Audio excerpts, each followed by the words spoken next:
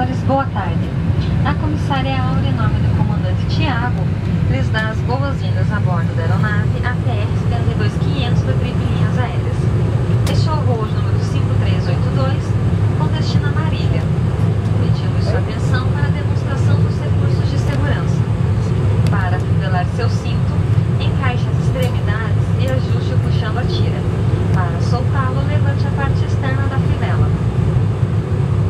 As saídas de emergência estão assim localizadas: duas portas na parte traseira e duas janelas na parte dianteira. Em caso de emergência, luzes no teto e faixas fotoluminescentes no piso indicarão as saídas mais próximas. Atendam aos sinais luminosos de usar cintos e não fumar.